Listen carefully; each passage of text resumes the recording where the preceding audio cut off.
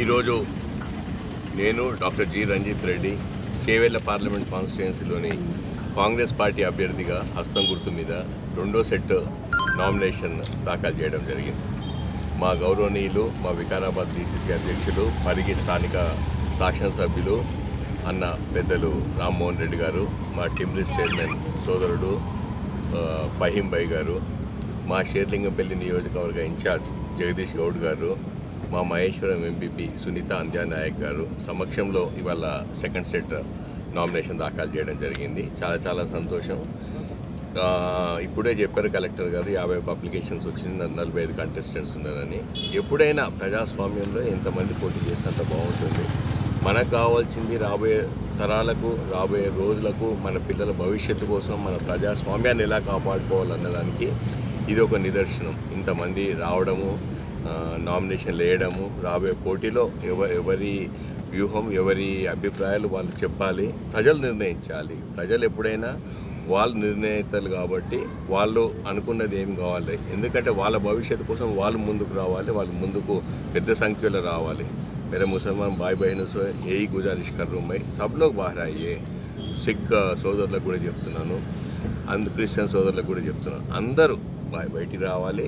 మీకు ఏది నచ్చితే, సెక్యులర్ పార్టీ నచ్చుతుందా, ఏ పార్టీ నచ్చుతుందో ఆ పార్టీకి ఓటేయాలని చెప్పి మీ ద్వారా ప్రతి ఒక్కరిని మనవి చేసుకుంటున్నాను. ఈరోజు సాయంత్రం 4:35కి ఎలక్షన్ ర్యాలీకి సందర్భంగా గౌరవనీయులు ముఖ్యమంత్రి వర్యులు రేవంత్ రెడ్డి గారి సమక్షంలో డైరీ పాయింట్ నుండి పిల్లర్ నెంబర్ 223 నుండి 254 వరకు ర్యాలీ తీయడం జరుగుతుంది. సో 223 దగ్గర మీటింగ్ పెట్టడం జరుగుతుంది. దాంట్లో జాయినింగ్స్ గురించి కంటే ఎక్కువ ఫోకస్ రాయన్ నగర్, చేవెళ్ళ కాన్స్టిట్యుయెన్సీ 2 నియోజకవర్గాల నుండి 30-40 వేల మందిని పిలిపించి ఆ మీటింగ్ పెట్టడం జరుగుతుంది. అంటే మేము ఒకటే రిక్వెస్ట్ చేసినాం, మిగతా నియోజకవర్గ చాలామంది ఇంట్రెస్ట్ చూపెట్టినారు, మేము కూడా వస్తాం నామినేషన్ కానీ గౌరవనీయులు ముఖ్యమంత్రి వర్యులు మిగతా కాన్స్టిట్యుయెన్సీ అన్నీ కూడా కవర్ చేస్తాం. రాబోయే రోజుల్లో షేర్లింగంపల్లికి స్వయాన్ని వస్తారు, పరిగికి స్వయాన్ని వస్తారు, వికారాబాద్కి వస్తారు, తాండూరుకి వస్తారు, దాని తర్వాత మళ్ళీ మహేశ్వరం, ఆర్కేపురం, సరూర్ నగర్ కూడా వచ్చేందుకు ప్లాన్లు చేస్తున్నాం. కాబట్టి ఎక్కడో అక్కడ ఆ రోజులే చేద్దాం. మనం క్యాంపెయిన్ మీద ఫోకస్ చేద్దాం, ఇంటింటికి తిరగడం మీద ఫోకస్ చేద్దాం. మన 6 గ్యారెంటీలు అమలు చేస్తున్నాం, వాటిని అమలు చేస్తున్నాం బలంగా చెప్పుదాం.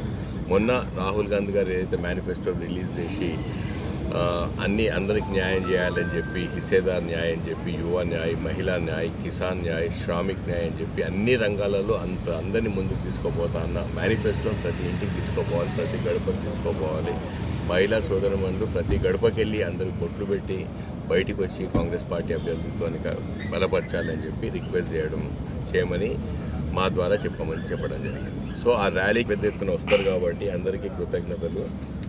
గౌరవనీయులు ముఖ్యమంత్రి వర్యులు కరెక్ట్ టైంకి 5 గంటలకు వస్తున్నారు, ఎందుకంటే 7 గంటల తర్వాత తనకు కంటోన్మెంట్ ఏరియా కూడా వెళ్ళాల్సి ఉంది.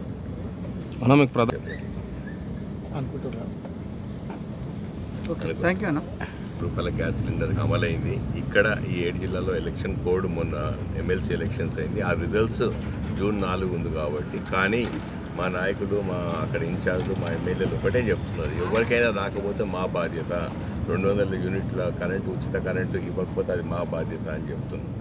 ఇప్పుడు రాబోయే రోజులు మేనిఫెస్టోలో ఏమేమి ఉన్నాయో ప్రతి ఒక్క అంశం, దాంతోపాటు నిజంగా ఇవాళ కాంగ్రెస్ మొన్న రాహుల్ గాంధీ గారు కూడా వేదిక మీద అయితే కాంగ్రెస్ పార్టీ మేనిఫెస్టో రిలీజ్ చేసిందో దాంట్లో ప్రతి అంశం 5 న్యాయ్ 25 పటాకే అని చెప్పి ప్రతి దాంట్లో ప్రతి అంశం క్షుణ్ణంగా డీటెయిల్గా ఎక్స్ప్లెయిన్ చేయడం జరిగింది. కాబట్టి ప్రతి ఒక్కరు దాంతో కన్విన్స్ అయ్యింది. ఒక హెల్త్ కార్డే కాకుండా అన్ని రంగాలు, అన్ని విధాలుగా ముందుకు పోవాలి దేశం.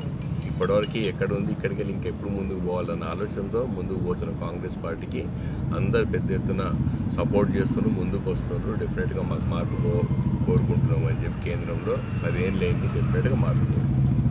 మన కాంగ్రెస్ పెద్ద సముద్రం లాంటి పార్టీ, పెద్ద కుటుంబము.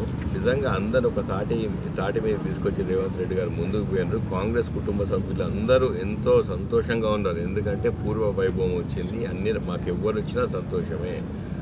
పాత కాంగ్రెస్ నాయకులు కాకుండా పాత బీఆర్ఎస్ నుండి వచ్చినా, ఏ పార్టీ నుండి వచ్చినా కూడా అందరినీ తీసుకోవాలన్నది డిసైడ్ చేయడం జరిగింది పార్టీ.